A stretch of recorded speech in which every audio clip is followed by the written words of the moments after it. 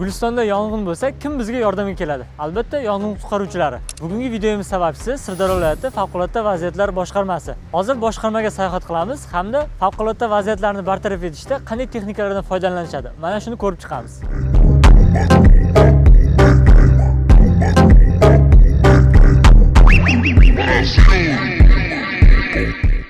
Ushbu bahaybat o't o'chiruvchi mashina 6 tonna suv hamda 600 litr kubik bilan ta'minlangan. Shuningdek, yong'in va qutqaruv paytida kerak bo'ladigan barcha qo'shimcha jihoz va maxsus uskunalar bilan ta'minlangan. Davron aka, bir savol bor, xafa bo'lmaysiz. Xalq ichida bir gap bo'ladi. Shu o't o'chirishga kelgan mashinalarda ayrimlar suvsiz keladi deydi. Shu gap qanchalik rost? Rostdan ham o't o'chiruvchi mashinalarda ayrimlarda suv bo'lmaydimi? Mana shu ko'rib turgan hamma texnikasi har doim to'la suv bilan turgan bo'ladi. Bu ibora qayerdan shakllanganini tushuntirib berishga harakat qilaman. Mana bu zamonaviy dastak, eng kam 3,5 litr, eng ko'pi 7 litr suv sarf qiladi sekundiga. Mana bu ko'rib turgan zamonaviy nasos soniyasiga 40 litr suv sarf qiladi va suv hovuzidan 40 litr suv qabul qila oladi, o'ziga qabul qila oladi. Hisoblaydigan bo'ladigan bo'lsak, yong'in joyiga kamida 2 ta yong'in qutqaruv avtomobili yetib boradi va mana bu dastaklardan 2 tasi birinchi yong'inni qamrab olish uchun ishlatish boshlaydi. O'zidan hisoblaydigan bo'lsak, 6 tonna suv, mana shunday dastaklardan suv sarf qilinadigan bo'lsa, bor yo'g'i 7 daqiqaga suv yetadi. Shuni hisobiga yong'in joyiga borganda, birinchi yong'in qutqaruv avtomobili yong'inlarni o'chirish uchun to'liq jangovar yoyilishda amalga oshirganda, ikkinchi yong'in qutqaruv avtomobili suv ta'minoti bilan shug'ullanadi.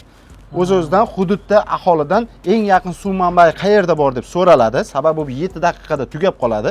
O'shaning uchun buni suvdan ham foydalanamiz. Qo'shimcha suv tashib kelish uchun eng yaqin suv manbaini bilish talab etiladi.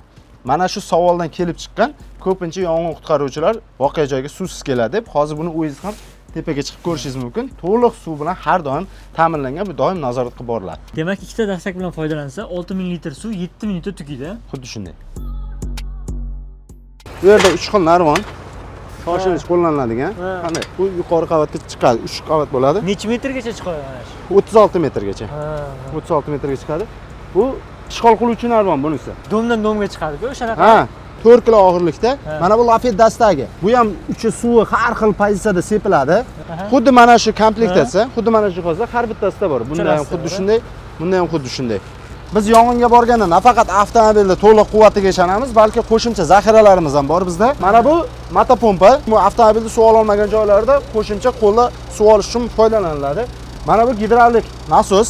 Bu nima uchun kerak? Mana bu yerda kelsangiz ko'rsataman. Har xil yong'in qutqaruv ishlarida foydalanilgan domkratlar, betonlar qisib qolganda, uylar qulab tushganda, binolar qulab tushganda foydalaniladi. Mana bu qo'lda ishlatadigan binolar qisilib qolganda ochadi. Yoki eshik ochishga boradi yong'in qutqaruvchilar, liftda qamalib qolganda mana shu uskunalar orqali foydalaniladi. Mana bu arra. Bu turli xil betonlar, zilzila natijasida vayronalarda betonlar, katta-katta og'ir buyumlarni kesib, ochib insonlarni qutqarish uchun foydalaniladi bu narsalar. Mana bu qo'lda ishlaydigan domkrat. Ko'pincha yo'l transport hodisalari natijasida haydovchilar yoki yo'lovchilar avtomobil ichida qisilib qolganda mana shu jihozlardan bevosita foydalanib qutqaruvchilar ularni qutqarib oladi. Ana sepetga suvi ham qizib odam yuziga tegadi. Shuning uchun maxsus kiyim yosh bor. Issiqqa, haroratga tekkanda suv bug'lanish darajasiga borib, yong'in qutqaruvchi yuziga tegishi mumkin. Shuning uchun to'liq himoyalangan mana. Turli narsalar tushmasligi uchun bo'ynini himoyalaydi.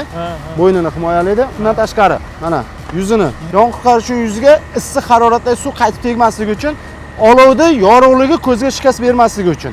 Undan tashqari maxsus fonarlar bilan jihozlangan. Bu yong'in qutqaruvchi qayerga qarasa, o'sha yer tomonga qaraydi. Ham bizda maxsus kameralar bor, suvga chidamli. Bu tomoniga o'rnatiladi. Hozir sinov jarayonida bo'lgani uchun ikkita kaskaga o'rnatganmiz. Yong'inlarda qutqaruvchining harakatini bevosita ko'rib turadi. Xuddi bodi kameraga o'xshab, faqat kaskada joylashgan bo'ladi. Favqulodda vaziyatlar boshqarmasi biz o'ylaganimizdan ancha katta ekan. Hozir esa biz yong'in qutqaruv otryadiga keldik. Bu yong'in qutqaruv otryadi viloyatimizda bitta, o'z tarkibida 3 ta guruhi bor. Birinchisi qidiruv qutqaruv guruhi, suvda qutqaruv guruhi hamda radiatsion biotibbiyot kimyoviy guruhlarni o'z ichiga oladi. Radiatsion kimyoviy biotibbiyot himoya guruhi radiatsiya xavfi mavjud bo'lgan xavfli hududlarda ishlash uchun mo'ljallangan. Suvda qutqaruv guruhi ayni mana yoz paytida juda ko'plab guvoh bo'lamiz. Insonlarni suvda insonlarning cho'kishi bilan bog'liq baxtsiz hodisalarda yordamga keladi. Qidiruv qutqaruv guruhi yuqorida aytganimdek yo'l transport hodisalarida katta-katta talofatlar sodir bo'lgan joylarda yordam beradi. Bunda ham Isuzu shassesidagi yong'in qutqaruv avtomobillarini to'liq jihozlangan, yuqorida ko'ringan qayiqlarimiz ham bor. Mana bu ichi juda ham keng, maxsus kabinaga ega. Maxsus suvda ishlatiladigan arqonlar, siqilgan havo ballonlari, yuqorida nargi avtomobillarda ko'rilgan qutqaruv jihozlari, suvda cho'kishni osonlashtiruvchi toshlar bilan jihozlangan. Juda og'ir ko'ring, ha, bu beliga boylaydi. Mana bu KAMAZ shassisidagi yong'in qutqaruv avtomobillarimizdan biri. Bu ham to'liq jihozlangan, ichida maxsus uskunalardan iborat. Bu yong'in sodir bo'lgan joylarga ham boradi. Katta-katta tabiiy ofatlarga, talofatlarda oqibatlarni bartaraf etish uchun xizmat qiladi. Mana bu yoz paytida foydalanadigan qayiqlarimiz. Mana bu insonlarni talofatlar paytida olib chiqadigan maxsus zambil yig'iladi. Juda qulay binolarda ishlashga. Bizda yuqorida ko'rganingiz qayiqlarga Yamaha rusumidagi motorli qayiqlarda bunisi zaxira turadi. Bu zaxira yangisi ham bor, bundan ham bor.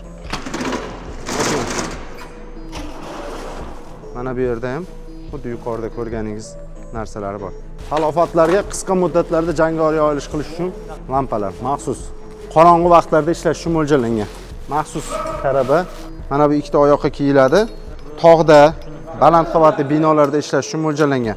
Maxsus qidiruv-qutqaruv guruhining jangovar avtomobili, ya'ni qidiruv-qutqaruv, ya'ni har xil vaziyatlarga tayyor turgan avtomobil hisoblanadi.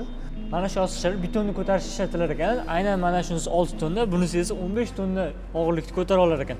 Hozir biz Kusto komandasi bilan maxsus intervyu olyapmiz. Bu akamiz G'avvoslikning maxsus kombinezondalar. Mana shu orqada turgan necha kilo bo'ladi? 18 kilo 400 gram. 18 kilolik mana yukni ko'tarib turibdilar. Akamizga hozir og'ir vazifani yuklatganmiz.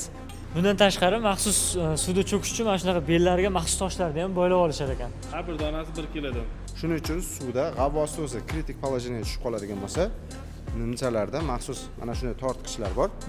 Bular suvni tagida bo'lganda, mana shu ustidagi nimcha o'z-o'zi havoga to'ladi.